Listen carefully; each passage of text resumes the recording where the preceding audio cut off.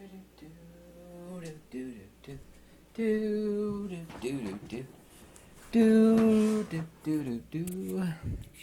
have an enormous amount of intensity in trying to define, in a simple way, the nature of how one engages in theurgy.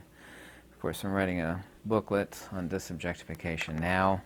It would have been done already if I didn't have to work 7 days a week. But I have simplified things a whole lot. And I'd like to talk about a couple of those things, well, more than a couple of those things in this video, to simplify things. Radio analogy is nearly kind of perfect. Not entirely perfect, but I'd like to make it simple. And if you think about it, it is not hard to penetrate at all.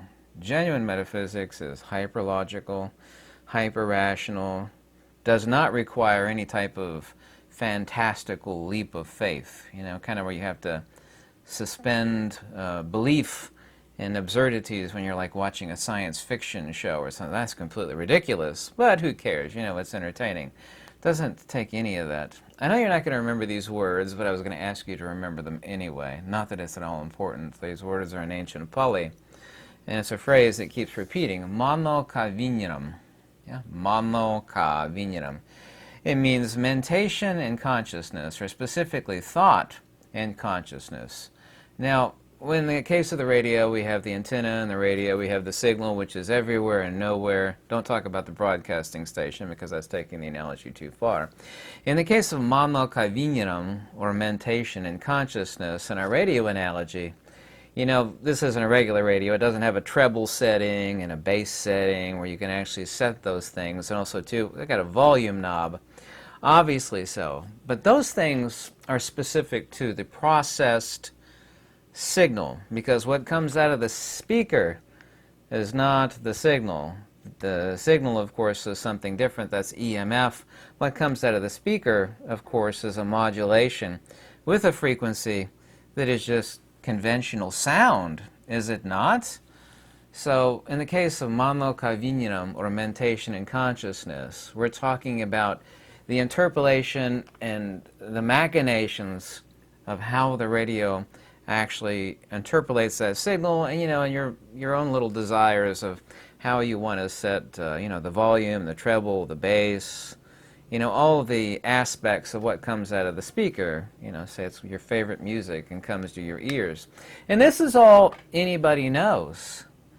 You know, it's kind of like the puppet master who has been staring down at the puppet for so long. He's utterly certain that he is the puppet.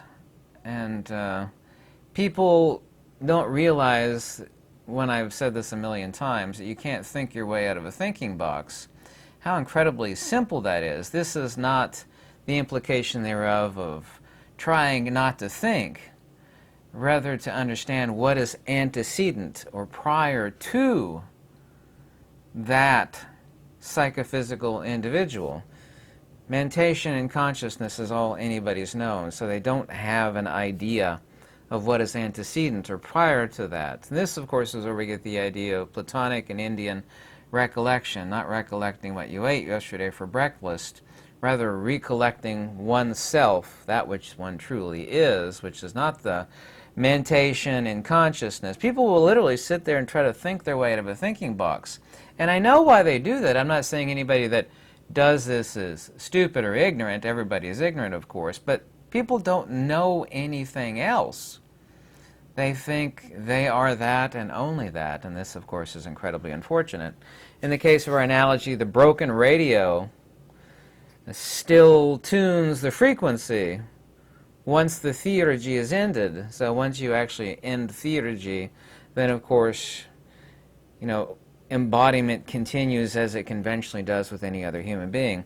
The broken radio, in the case analogously of death, can't tune the signal anymore, and the signal is, of course, then tuned by another. This word in Greek and Pali, polygenesis, or punabhavati. Punabhavati just means again becoming. These Pali words, of course, are not important at all. This theurgic signal, causes a spiritual polarization, but there is polarization because theurgic signal depolarizes itself from the psychophysical. The broadcast is analogous to consciousness. Mentation is analogous perfectly to the circuitry and the processing, the analog to digital converters, yada yada.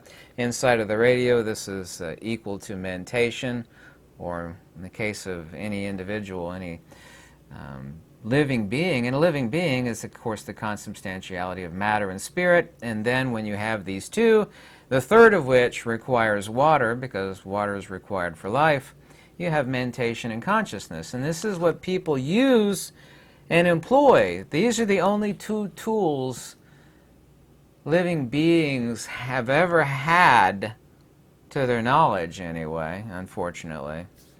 And the other thing is not knowable objectively because it is pure subjectivity. Yeah, this is the objective radio. This is all the radio knows, is the treble, the bass, the circuitry, upper sideband, lower sideband, the broadcast, the volume. This radio has no idea about a signal. You know, if it were, a living entity, which of course it's not. By the way, analogously, this antenna is analogous perfectly to water. It doesn't know anything else other than mano kavinyaram. Very often repeated passage in the Pali Nikayas, which I translate, by the way. Mentation and consciousness. You cannot get there from here.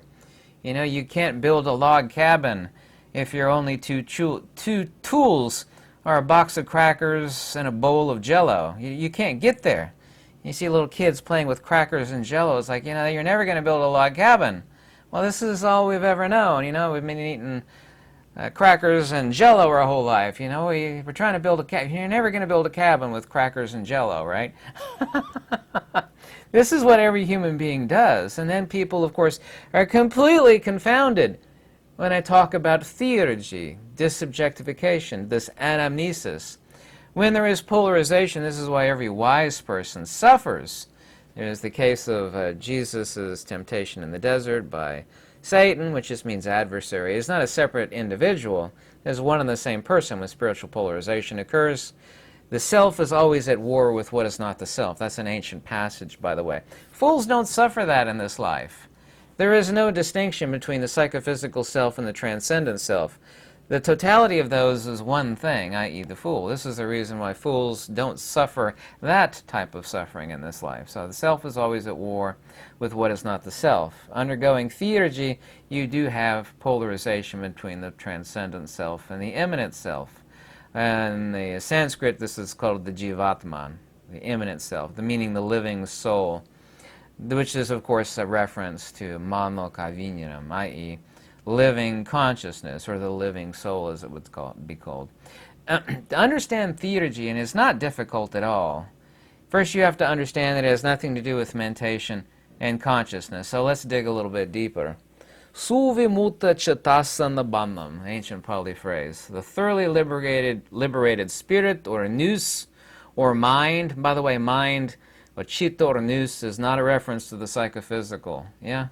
That would be that which is ab extra to the radio and the antenna. Yeah? This, unfortunately, is a problem in English. When you talk about mind, brain, and consciousness, they're kind of lumped together as one thing. No ancient metaphysical, neither in Latin, neither in Koine Greek, neither in Sanskrit, neither in Pali, is that the case. Bhava nirodhana bandham. All of these are, by the way, the same passage. The subjugation of becoming means nirvana. Bhava nirodhana bandham.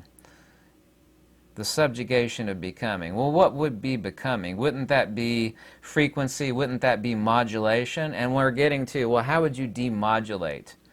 Yes, how would you disembody? How would you actually engage in theurgy? Yeah.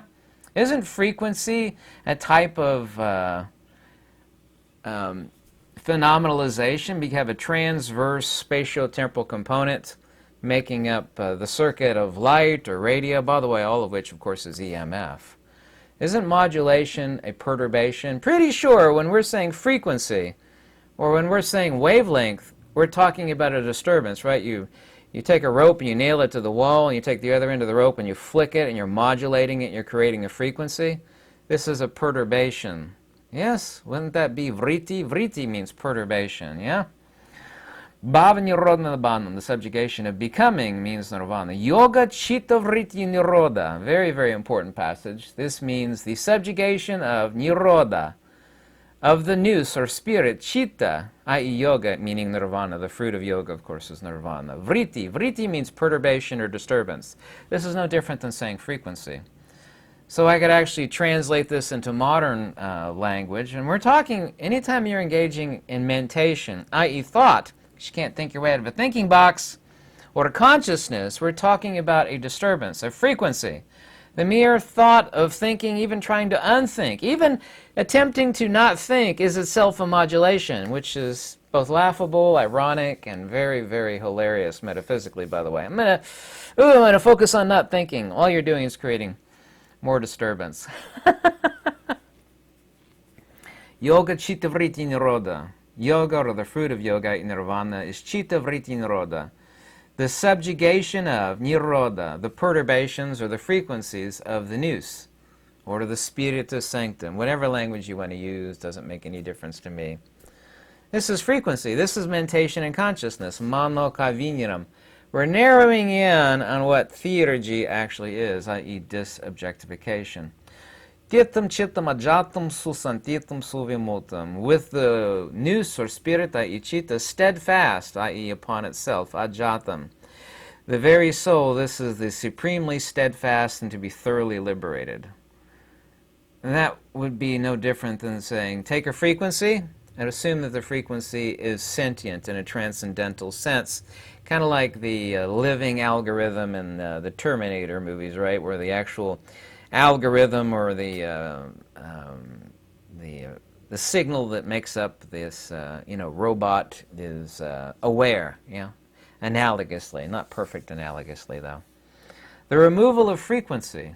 This is no different than me saying yoga chitta vritti nirodha, or the subjugation of becoming, means nirvana. Bhava nirodha nibbana. Becoming, modulation, frequency, disturbance, i.e. vritti. Vritti just means disturbance or modulation. Yeah? This is no different than saying thought and mentation. Mano kavinyaram. This is immortality, that being the liberated nous or spirit chitta, which does not cling after anything. Amupadaya, non-clinging. Yeah? Anything that is phenomenalized can be captured by another phenomena. Transverse frequency is exactly like a net. If you actually look at a coaxial circuit, sort of the transverse EM circuit of any form of light, whether it be radio or otherwise, it is a net.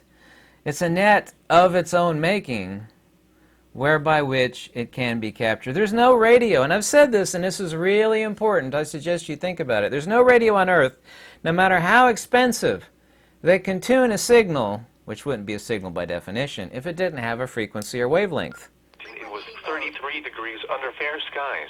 I had this radio set to a harmonic, a sympathetic harmonic of 162.40 megahertz. Bristol, Tennessee, and 40. So I've made what is transcendent immanent, and this broadcasting and the processing of that broadcast, processing of that signal is, of course, the broadcast.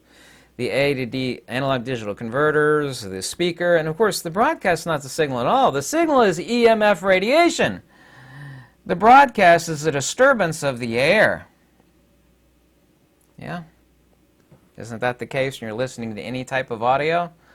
People say, well, the broadcast is the signal. What's the difference? There's broadcasting out there at 162.40 megahertz, and you're listening to 162.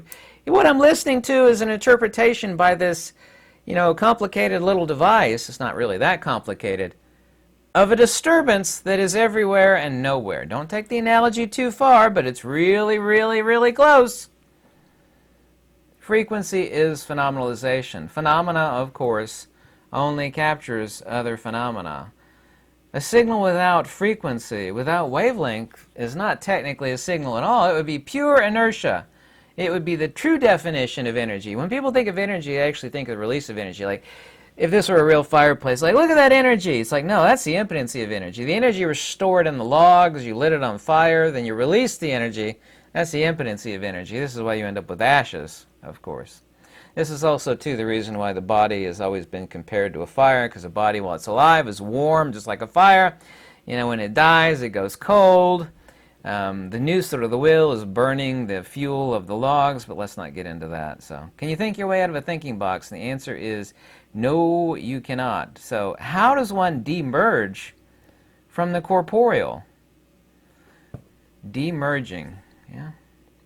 The signal has the power, and the directed will of that signal has the capability to detune. But like the little kids with crackers and jello who can't build a log cabin, obviously so, you can't build a log cabin with crackers and jello, people cannot think like that. This is all anybody's had since the time of birth to death, and on and on and on, over and over and over again. Mano kavinyanam, endless cycle of frequency, mentation, and consciousness. Mano kavinyanam. Vinyana, by the way, the ancient Pali word for consciousness is the same word for ignorance. It's vijnana, means the inverse of gnosis, literally ignorance. It is extremely metaphysically hyperlogical to call consciousness ignorance, by the way, because it is a reflection of one's true self. Because consciousness is exactly like the broadcast. The broadcast is not the signal. The broadcast is what comes out of the speaker. 33. Ignorance or avidya is no different than saying illumination relative to light. The signal would be light, the broadcast would be illumination. If one's true self or soul is the signal, then the broadcast, of course, is vijnana, or consciousness. That's really, really important. You could read 100 books on hardcore metaphysics to get to that salient point. It would take you years.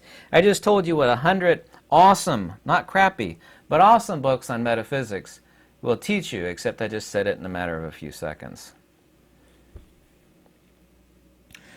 So the signal does have the power, but people don't realize that. They don't even have any ideation of it. They really do try to think their way out of a thinking box.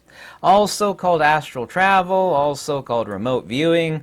Nothing is known except the modality of the knower. Yeah, tomato, frozen water, still, ice, Akashic records, remote viewing, astral travel, on and on and on. All of this is just detuning the signal from the body. Now, of course, there's no signal in the radio, there's no soul in the body. This is not a denial of the signal or the soul, obviously so. There is this third thing, whereby which life is made manifest. But there's obviously no soul in the body. Anybody goes looking for soul in the body is, of course, a fool. Anybody that goes looking for the signal inside the radio is a fool. It's like somebody looking for a little TV. Like I remember a kid once took a TV set apart. He was looking for the little people inside the TV set. That makes sense from the aspect of a child. Yet adults think that. They think there's a soul in the body. It's no different than the little foolish child, using a screwdriver to take the TV set apart to look for the little people inside. So, unmodulating the spirit, i.e. this disembodiment, this theurgy, this recollection.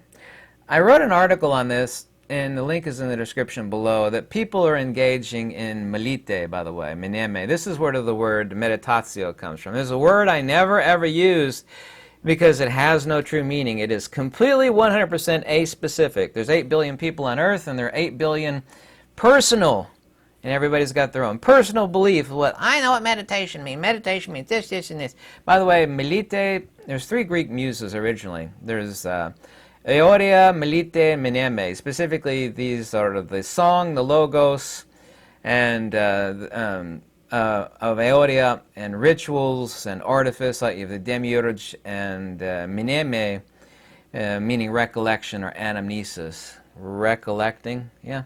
This is retraction or theurgy from the psychophysical. It is literally the demodulation of that which one truly is.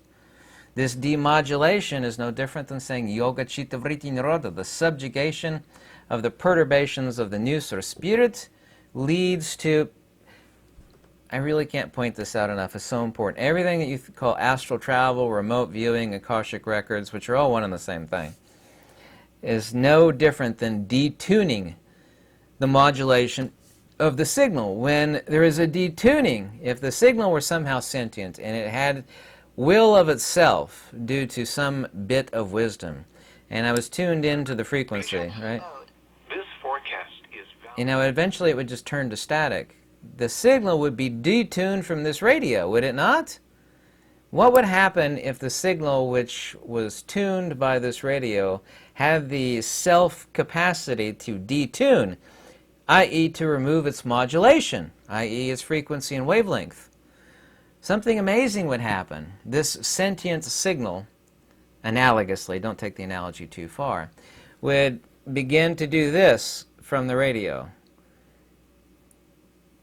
How do you enter that place that is not a place, which has no Cartesian value, an XYZ coordinate, nowhere on this earth or anywhere on this earth? How would the signal do that? How would you engage in that theurgy? How would you go to this place that we call the Akashic Records? How would you engage in remote viewing or astral travel? It's a detuning of that signal by means of theurgy. It's also called apophaticism, via negativa, anupadaya sati, smriti. It goes by many different names in both Pali, Sanskrit, at the Koine Greek. A tuning, of course, is emerging. Tuning, of course, is a setting, a frequency resonance. So when I set this radio to a certain frequency, I'm telling the radio to have a resonance with something. Is that not the case? Yes, it is 100% the case. A resonance of what? Due to what? Why is it able to capture? Well, it has a frequency. It has a phenomenalization whereby which it is able to be captured. Now, you're not literally capturing a signal, but you're setting up a harmonic resonance with it. And if the signal analogously were sentient, life after life, in perpetuity, countless, endless gazillions of lives, or even just one, the signal, by means of mano kavinyanam, the consubstantiality of the signal in the radio, would think itself as the radio. It would know nothing other than mentation and consciousness. It would literally try to think its way out of a thinking box, because these are the only two tools it has. Is there resonance at XYZ frequency? Well, if yes, then there's a signal. How is the radio able to tune that? Aren't you setting a resonance for the manifestation, the conjuring of that signal? Of course, nobody hears the signal. They hear the interpolation of the signal. And the interpolation of that signal is the consubstantiality of matter and spirit. And the consubstantiality, you mix, what is it you mix? You mix eggs, flour, and milk. You get a cake, right? You get a cake. You mix these ingredients, you get a cake, right? Well, you mix spirit and matter, and you end up with a cake that we call consciousness and mentation. Here it is, and that's all anybody's ever known. It's like, you're not only not the cake, but you're not the ingredients. You're the actual inertia prior to all that, antecedent to the ingredients, to the cake. Don't take that analogy too far. Modulation. Frequency. So what is disobjectification? What is demodulation? If the signal were sentient in our perfect analogy regarding the spirit, the soul, it can demodulate, but it has to know how to do that. How would you engage in this theurgy, this demodulation? Because the modulation is why somebody is embodied and they perpetually have only two tools, mentation and consciousness. Literally, people are worshiping the Greek muse Melite. This is where we get the word meditation, by the way. Melite, Latin Bible translated as Haga Melite, which was translated into meditatio, i.e. meditation, is the muse of practice or ritual. Literally, I mean this literally, people are worshiping the wrong muse. They're worshiping the muse Melite, is the muse of ritual and artifice, i.e. the demiurge. Yeah? People, not literally worship, but people should be worshiping meneme. This means memory, recollection, however, meaning, of course, sati, smriti, anamnesis. The Greeks called it apophaticism. This is a higher metaphysical recollection, not conventional recollection, which is conscious and involves the brain, of course, a different type of recollection. Metaphysical recollection. Conventional recollection is one thing. Anamnesis or apophatic theurgy is something different. That is a metaphysical recollection, which is called theurgy. Metaphysical recollection or theurgy is detuning the removal of modulation and frequency, which involves mentation and consciousness, which is all the processing and machinations of the signal by this radio, then ultimately, of course, the broadcast, which is consciousness, analogously. Theurgy and disobjectification is, once again, hyperlogical, hyper-rational, yet people, it exists outside their sphere of comprehensibility. It's like, hey, you can't know the mind of God. And you've heard that a million times. People cannot know that which is unknowable. And it is not an unknowing, theurgy, disobjectification, but it is not objectively knowable through mentation and consciousness. You can't think your way out of a thinking box. You can't get there by consciousness. You cannot get there by mentation, mental machination, burning wood between your ears. Thinking, mentation, or mano. Sorry I repeated the phrase mano cavinum so many times, but I wanted to drive home a point. This is the stepping stone of what theurgy is. That's not my opinion, a feeling, or belief. It's a hardcore fact. It's logical. It's sensible. It is not irrational like some sort of crazy science fiction movie or something where there's all sorts of weird, well, Captain, we need to turn on the quantum energy super synthesizer and engage the engage the tachyon drive and engage the warp ventriculator and reverse the flux capacity, and just craziness. It's entertaining, but it's completely illogical. This stuff is not illogical. I love it when people call it occult. Occult is just a slander word used by Judeo-Christianity to refer to anything that's not Judeo-Christian. That's occult! It's like, why do you call it that? It's not Judeo-Christian. That's why it's occult. It's occult. It means it's hidden. No, it's not hidden. It's wide open. It's just that people don't have the minds to penetrate it, nor that they want to know how to penetrate it. I hope I made this a lot more simple. I could actually go on and on this topic. I don't know whether people would want me to or not, but I could go deeper on this if people like. So I hope I cleared that up. I hit quite a few important points. Thank you so much for watching. If you ever want to contact me, my email's in the description below. Any donations are always warmly welcome. Or just send me an email. Tell me how you liked it or didn't like it. I read every comment, believe it or not. Lux Veritas. Have a good one.